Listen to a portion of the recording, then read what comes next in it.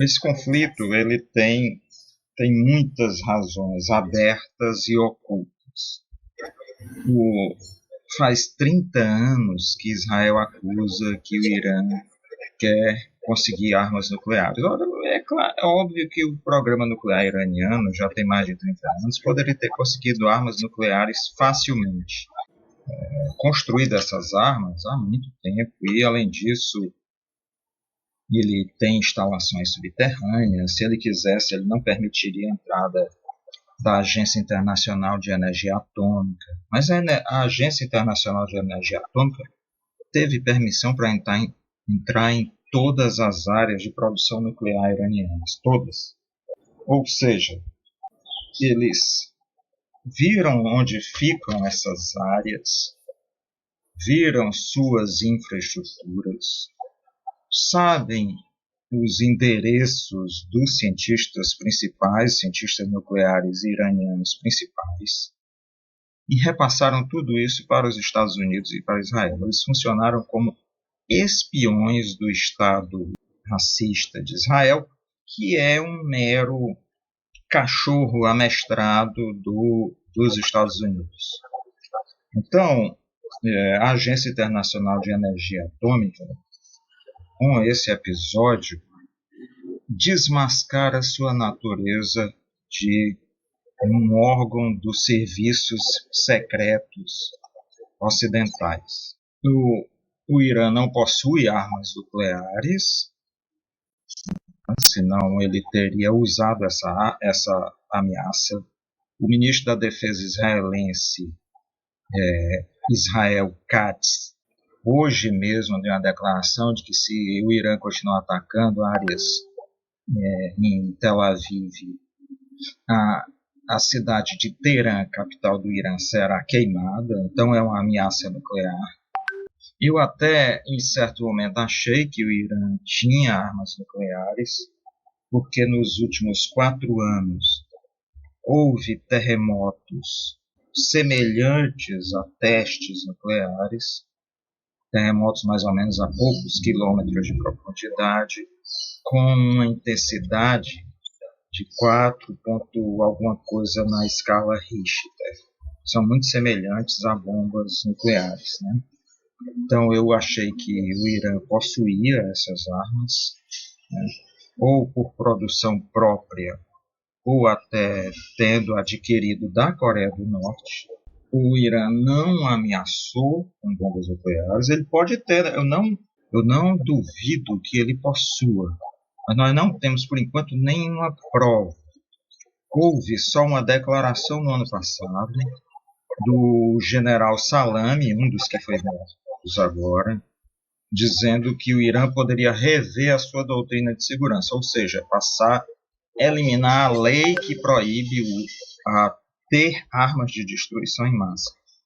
Então o Irã pode rever se houver uma ameaça existencial à nação persa, que é uma nação muito antiga, ele pode rever isso. Então, ninguém sabe dizer hoje que se o Irã possui armas nucleares. Na verdade, o provável é que não tenha, porque existem uns sistemas, principalmente um avião, que inclusive passa aqui na costa brasileira todo ano, um avião grande. Ele vai até o Rio de Janeiro, onde o Brasil tem os nucleares, ele capta a quantidade de elementos radioativos no ar e volta para os Estados Unidos para analisar esses dados.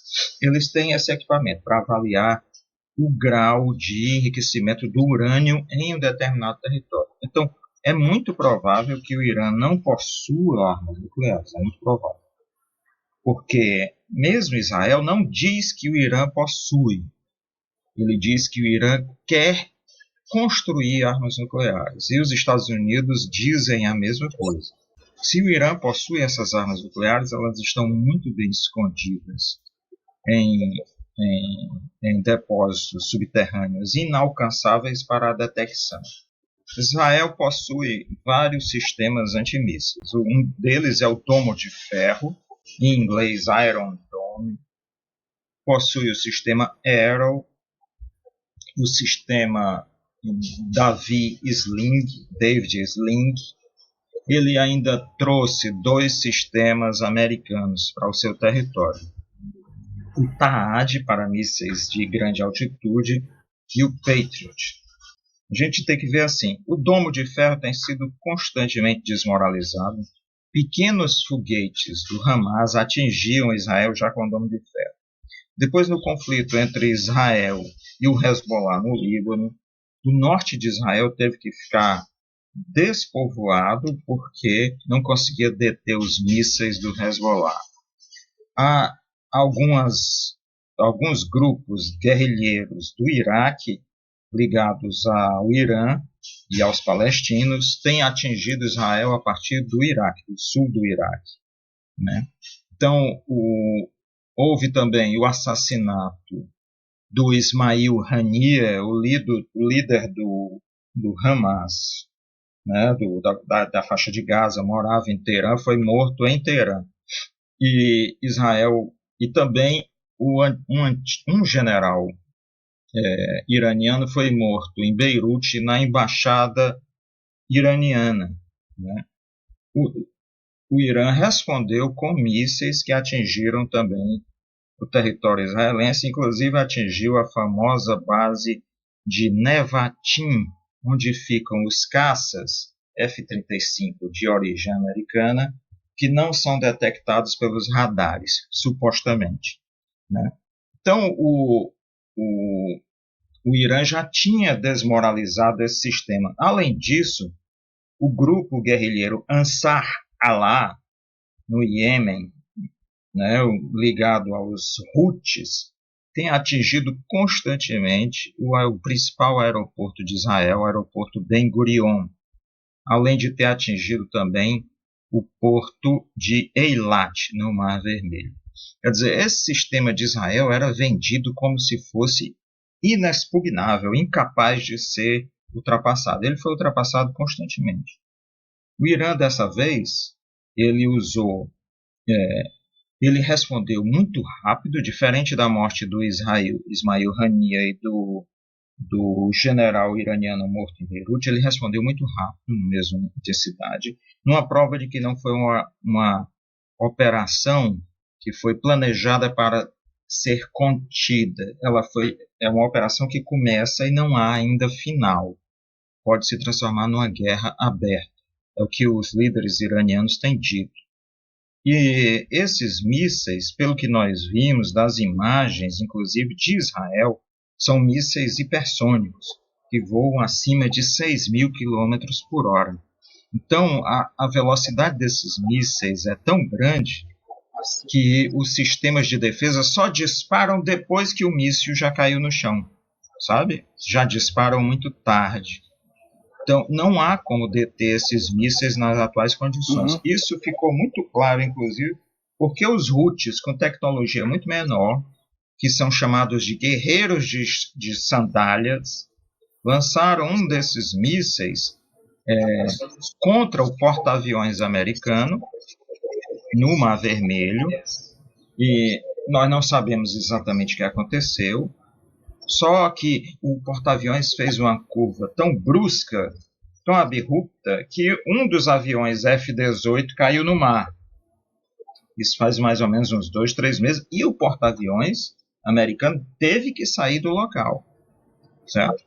Então, esses mísseis hipersônicos, eles têm uma outra dimensão. A própria Rússia tem demonstrado que o sistema americano Patriot, na guerra na Ucrânia, o sistema Patriot não tem conseguido deter os vários mísseis hipersônicos russos, sejam o Iskander, seja o Oryashnik, sabe? Então, o sistema de defesa antiaéreo está incapacitado de Israel de defender-se dos mísseis. Israel tinha dito que os ataques dele foram tão precisos que tinham destruído todas as instalações de mísseis iranianos. Imediatamente, na mesma noite, o Irã responde mostrando que isso não é verdade. Além disso, há uma coisa impressionante. O Irã tem afirmado que derrubou 2 caças israelenses, um F-16, que é uma caça convencional, e um F-35, que são esses caças que são invisíveis ao radar, que teria inclusive feito prisioneira a piloto, né, do caça F-35. Se o Irã mostrar evidências disso, o caça F-35 americano fica desmoralizado. Ele pode ser captado, né, por sistemas de detecção de radar e pode ser abatido. Então, é uma guerra absolutamente tecnológica, é um conflito que envolve uma série de elementos de interferência nas comunicações dos outros. Nós não sabemos exatamente o que tem sido atingido. Israel fala que a própria mídia israelense fala que a base de Nevatim, que eu já falei, onde ficam os caças F-35, foi atingida e que vários soldados ficaram feridos. Israel nunca diz o que sofre, sempre ele é superior, inexpugnável, vitorioso, né? Então é uma batalha que vai prosseguir. Israel recebeu mísseis em grande quantidade dos Estados Unidos antes desse ataque criminoso ocorrer, ou seja, os Estados Unidos ajudaram a preparar, em aliança com a Inglaterra, com o Reino Unido, com a França e com a Alemanha. Tanto que esses três fizeram declarações iguais. Israel tem o direito de se defender.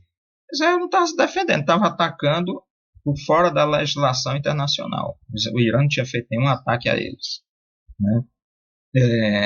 Então, Israel é um Estado terrorista, um Estado nazista, que busca levar a uma dissolução de todo o Oriente Médio para controlar o preço do petróleo. Essa luta vem de longe, desde a chamada primeira crise do petróleo.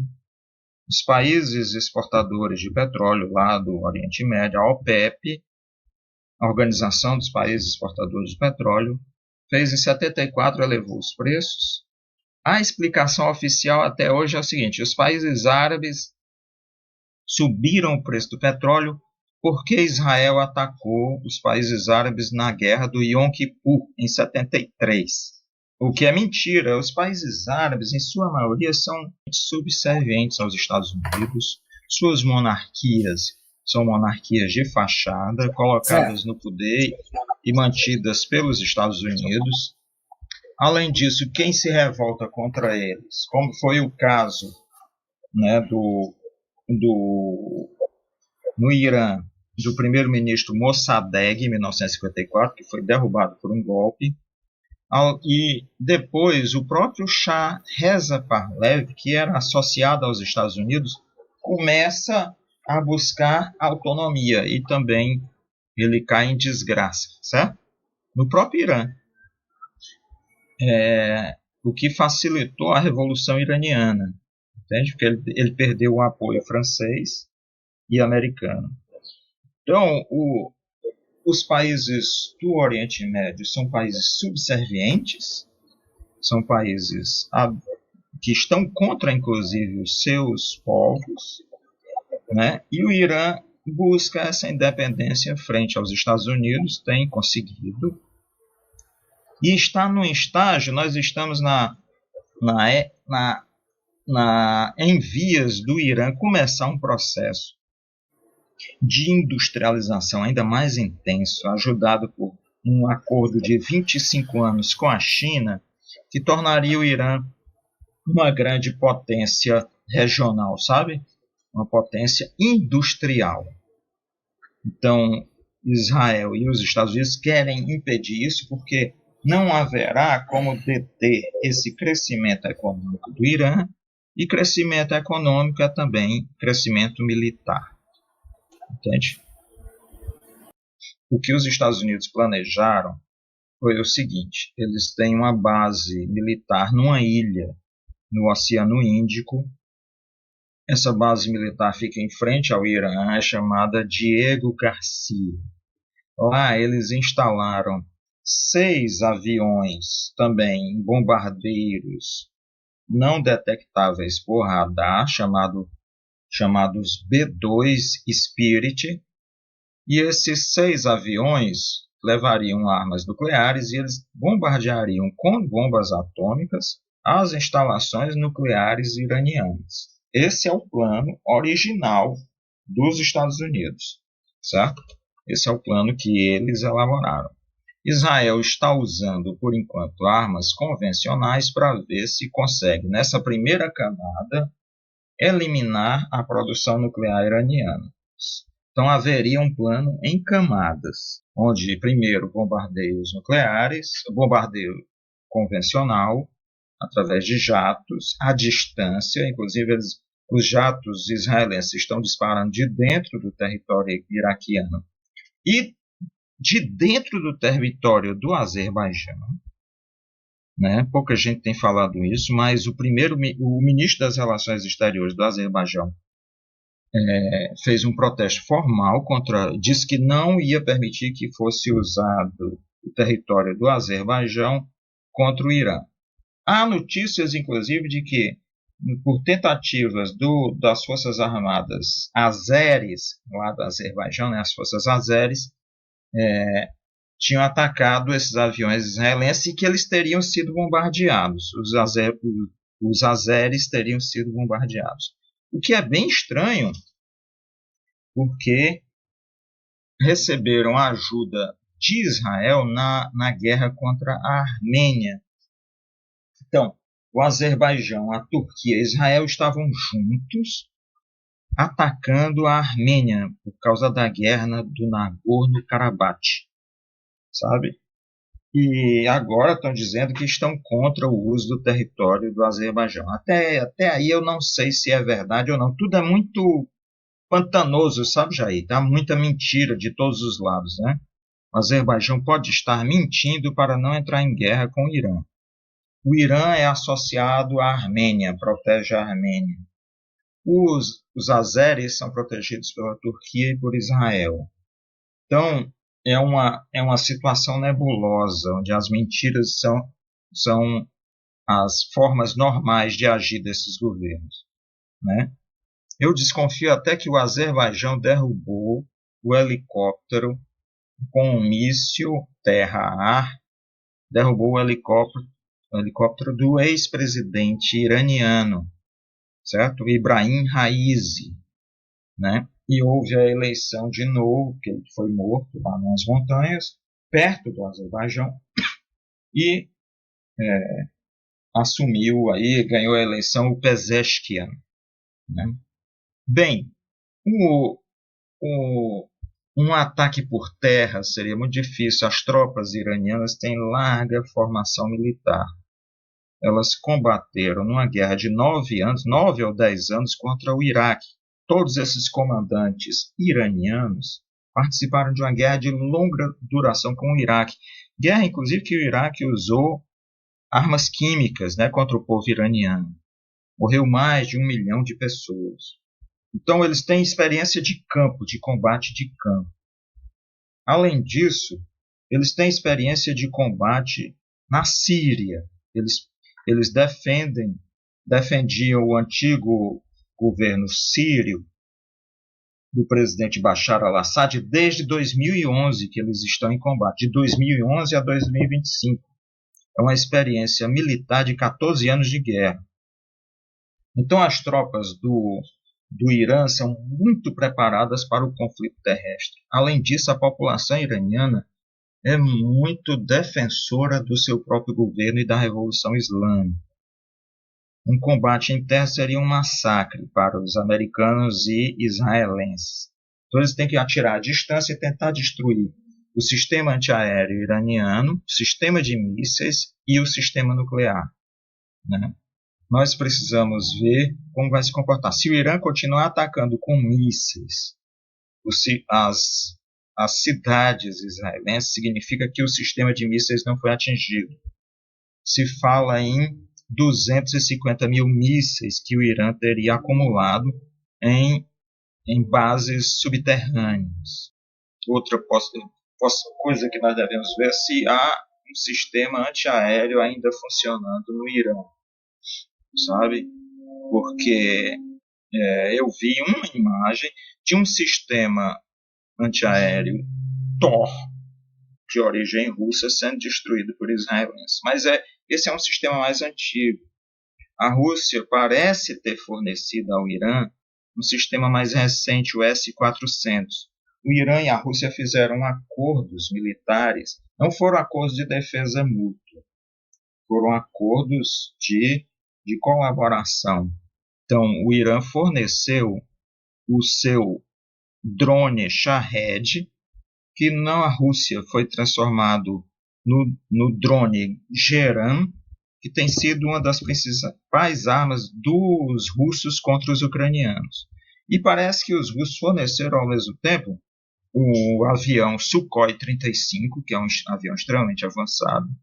Havia a possibilidade de ter vendido 24 unidades do Sukhoi 35 para o Irã, além de sistemas de defesa antiaérea S-400, que não há confirmações se eles estão lá, certo?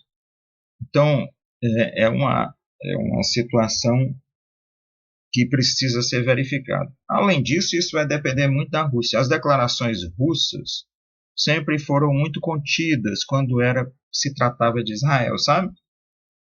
Por quê? Porque existe uma grande população judaica na Rússia e existe uma grande população russa em Israel. A Rússia tem feito declarações não só do porta-voz, mas declarações do presidente da Duma, que é o parlamento russo, quanto declarações de várias outras autoridades, declarações muito pesadas contra Israel. A Rússia precisa finalmente entender que a sobrevivência do Irã é parte da sobrevivência russa. Se o Irã for derrotado, o grande corredor norte-sul que está sendo feito pela Rússia, que liga a Rússia através do Mar Cáspio até o Irã e chega ao Oceano Índico, e ao Golfo Pérsico, esse grande corredor fica inviabilizado, sabe? A China precisa entender que o Irã é parte da sua sobrevivência, porque a China está construindo a famosa Rota da Seda, que chegaria a Damasco, a Beirute no Líbano e a Síria. O Líbano foi desarticulado pelos Estados Unidos e por Israel, e a Síria agora foi tomada por um ex-membro do Estado Islâmico, ou Daesh. Então, a Rota da Seda chinesa teve que desviar para o Irã e para o Paquistão, sabe? Então, o Irã é central nos planos econômicos chineses e russos. Uma vacilação na defesa do Irã significará que a China e a Rússia terão seus planos de construção do corredor norte-sul e da Rota da Seda destruídos, certo? Destruídos. Outros países verão essa fraqueza e perceberão que não podem confiar na ajuda. Eles não podem confiar nos Estados Unidos por motivos óbvios, né? E aí vão ficar com medo de confiar na China e na Rússia por essa vacilação. Esse é um momento decisivo da própria liderança russa. Eu me preocupo quanto a isso porque o Vladimir Putin é uma pessoa que erra em alguns momentos centrais. Na guerra com a Armênia, ele errou ao permitir que Israel atacasse a Armênia, sabe? E ele tem defendido pouco a Sérvia, lá na Europa, tem defendido pouco. E, ao mesmo tempo, ele tem sido um legalista nesse ponto, que não tem assumido uma defesa mais forte, por exemplo, do Líbano e da Síria. Então, ele vacila em alguns momentos. A China, o Xi Jinping e os chineses têm assumido uma posição mais ofensiva, sabe? Não é nem ofensiva, é mais reativa. O Trump ameaçou com com bloqueios comerciais, os chineses implementaram bloqueios comerciais, sabe? Então, vamos ver como a China reage a essa situação.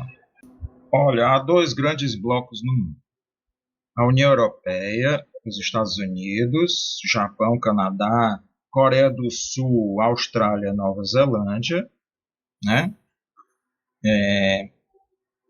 Esse é um bloco. O outro bloco é Rússia, China, BRICS, né? Dentro dos BRICS, há dois BRICS que não podem assumir posições mais decisivas, que são a Índia e o Brasil, né? Mas que estão nos BRICS, né? Então, esses dois grandes blocos no mundo. Se os países do BRICS não se compreenderem como esse bloco, que inclusive deve se defender militarmente, a iniciativa será fracassada e o imperialismo colonial americano terá vencido, certo? E esse é um caos. Agora, esses sistemas da democracia burguesa, eles criam mecanismos em que os partidos se tornam mais importantes do que a população, sabe? Então, mesmo que haja insatisfação com Netanyahu, mas ele detém o parlamento, o Knesset, que é o parlamento israelense, e numa associação de partidos de extrema direita. Houve agora, um pouco antes dele atacar o Irã, dois partidos da mais extrema direita tinham resolvido romper com ele. Se eles tivessem rompido, ele perderia a maioria das cadeiras do parlamento e teria que convocar novas eleições. Aí ele seria derrotado. Mas o que é que ele faz? Ele antecipa essa guerra para impedir esse mecanismo de eleições, sabe? Essa é a tática que ele usou. Além disso, por que esses dois partidos iam romper com ele? Por desconfiança. Porque houve um enorme vazamento de informações para o Irã. O Irã, não se sabe exatamente o que é que o Irã conseguiu, mas se fala, inclusive, que ele tenha a localização das armas nucleares israelenses, né? E tem as informações de energia, de armamento, de fraquezas, né? Sabe? Então, houve um enorme escândalo semana passada por causa desse vazamento, né? Uma enorme crise e escândalo com relação a isso. Inclusive, 2 israelenses foram presos como sendo colaboradores do Irã, teriam passado as informações, ninguém sabe direito, né? Nessas coisas, você vai e prende duas pessoas e bota a culpa nelas para poder ter alguma justificativa, sabe? Esse é o quadro. Ele controla o parlamento, não faz diferença se a maioria da população é contra ele, né? Se ele controlar o parlamento, ele vai até onde for, porque ele não teria um voto de desconfiança. Só há eleições para primeiro-ministro em Israel quando há um voto de desconfiança. Então ele permanece ad eternum no cargo e ele vai criando fatos que permitam que ele continue, sabe? Fatos bélicos, né? Sabe? Esses fatos, essas guerras vão permitindo se manter, justificando a sua permanência no governo. É isso. Trump é um mentiroso quanto mais ele precisa mentir para ganhar as eleições, né? Na Ucrânia, ele é quem fez a escalada contra os russos. Ele forneceu mísseis que são levados no ombro, né, são disparados de armas no ombro, chamado mísseis Javelin, que eram mísseis contra antitanques, sabe? Antitanques, né? Ele forneceu armas em mais larga escala, mais do que o Obama, em larga escala para os ucranianos. Então, essa história de que ele é a favor da paz é tudo mentira. Ele fez isso. No caso do Irã, eles também propuseram que o principal comandante da, da Guarda Revolucionária Iraniana fosse até Bagdá fazer uma negociação com os americanos. O general Soleimani. Aí ele foi, o Soleimani foi, desceu no aeroporto. Quando pegou o carro, os Estados Unidos jogaram uma bomba sobre ele. Foi uma armadilha para matar o general Soleimani. O Trump elogiou essa morte. Então ele é um dos principais responsáveis da escalada lá no Irã e na Ucrânia, sabe? Agora ele vendeu, e não só ele, mas o Partido Republicano tem feito isso, principalmente os senadores republicanos têm dito que são contra a guerra, sabe? Mas ele agora todos esses, isso o analista da CIA diz, todos os senadores republicanos diziam, quase todos diziam que eram contra as guerras no exterior, mas todos eles comemoraram o ataque ao Irã, todos eles, né? E o próprio Trump.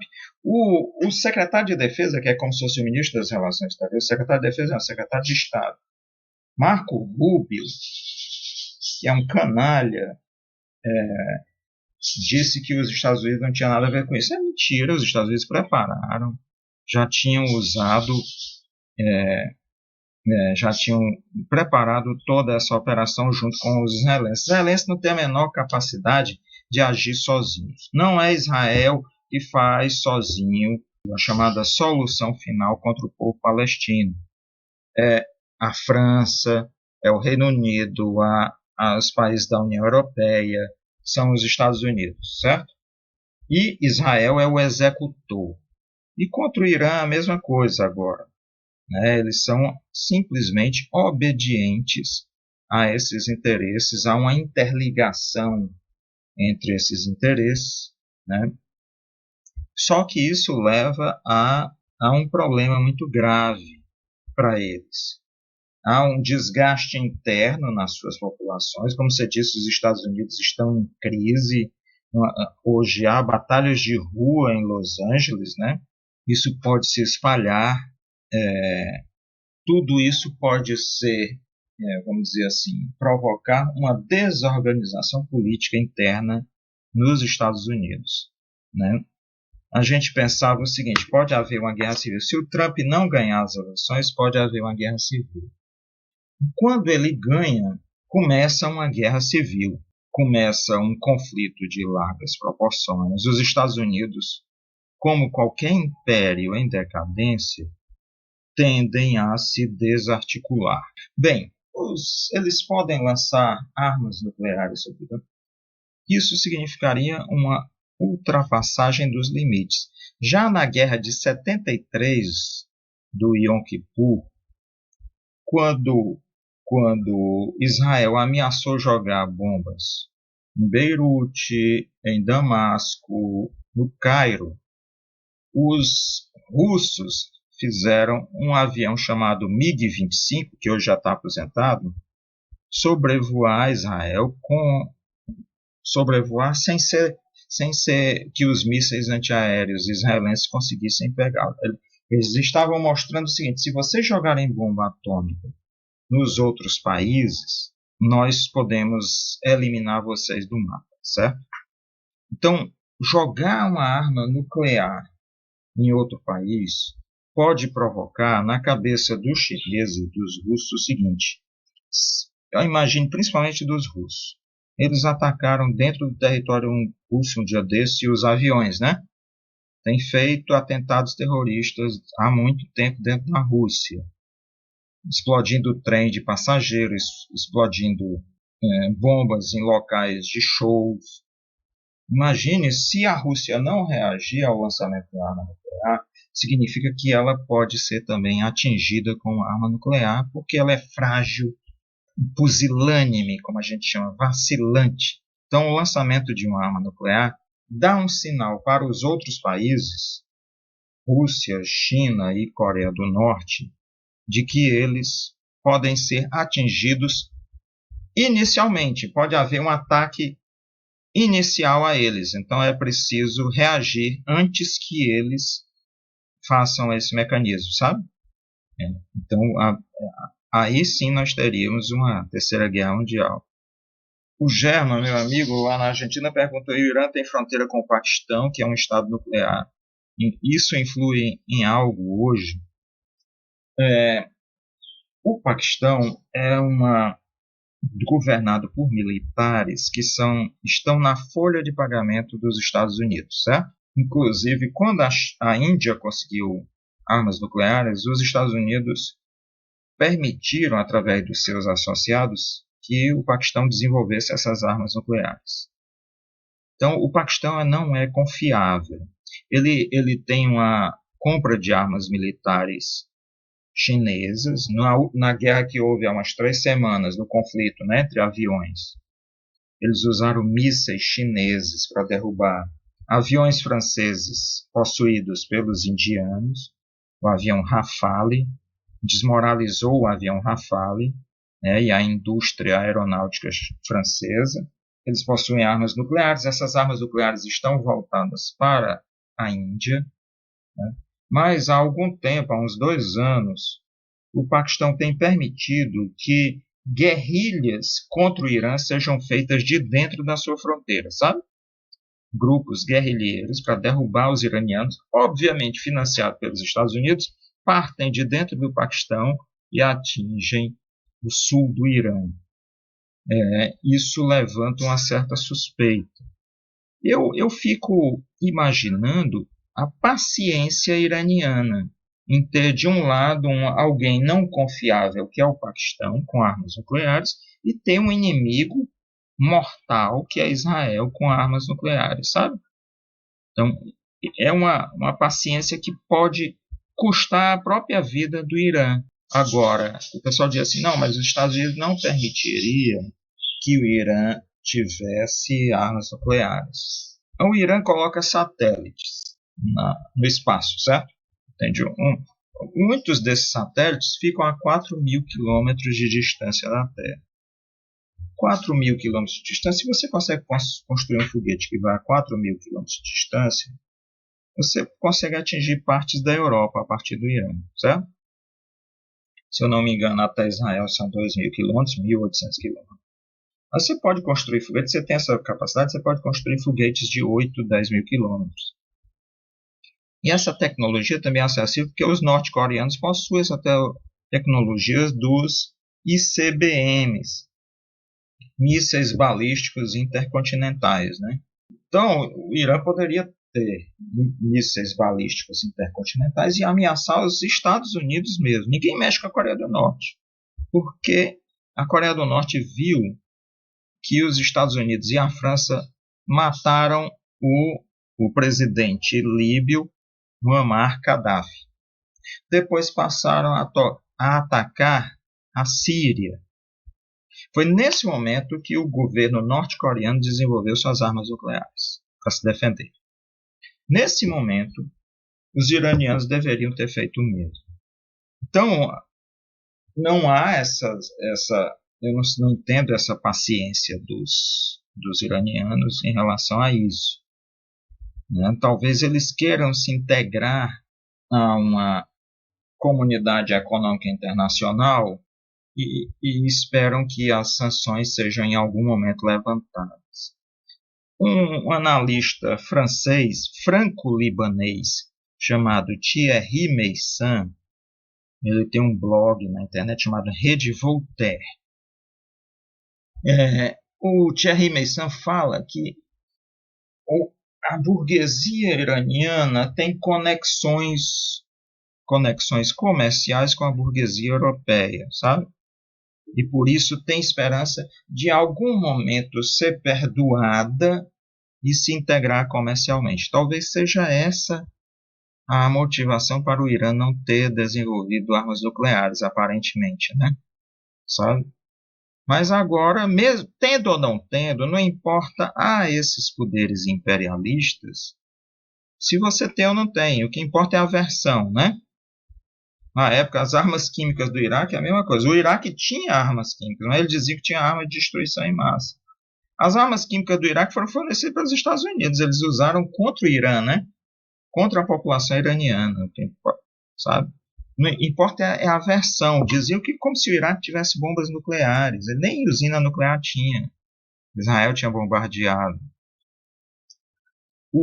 Aquele ministro Tony Blair, inglês, mentia abertamente sobre isso. Um cientista inglês, eu não me lembro o nome dele, que disse que isso não era verdade, foi morto. Ele dizendo se suicidou num parque em Londres, foi fazer Cooper, fazer corrida matinal e se suicidou num parque em Londres. Eu acho que no Hyde Park, né? É mentira, mataram o cara, né? Sabe? Mataram o cara. Então, para o imperialismo, não importa se você tem ou não tem armas nucleares. Não existe. As pessoas imaginam as potências ocidentais como potências da democracia, da defesa da verdade, da ética. Isso é tudo mentira. A gente está vendo agora pelo massacre do povo palestino, né? É a pior escória que existe, essa liderança europeia e esse capitalismo europeu e americano, né? É uma escória agressiva, né? De grande admiração pelo nazismo, sabe? Então, confiar em qualquer coisa vinda do imperialismo é a morte, né? Mas eu tenho visto muitas manifestações onde as pessoas estão claramente separando o sionismo do, do judaísmo, sabe? Até porque há muitos setores judeus envolvidos no combate ao genocídio em Israel, né? Muitos intelectuais judeus, líderes religiosos, né? Pessoas do povo de origem judaica. Então tem em certo momento isso. Por quê? Israel e os grupos de extrema direita nunca deixaram de ser antissemitas. Os antissemitas apoiam que Israel mate os palestinos. Eles não são contra. Você basta ver grupos neopentecostais aqui que são antissemitas e apoiam integralmente Israel. Porque a lógica deles é o seguinte, surgiu lá no pentecostalismo norte-americano. A lógica é a seguinte, nós temos uma profecia. Qual é essa profecia? Haverá uma guerra entre Gog e Magog, e essa guerra destruirá Israel, e aí o Messias viria. O Messias só viria quando Israel fosse destruído. Sabe? Isso é coisa de doido, né? Total. Esses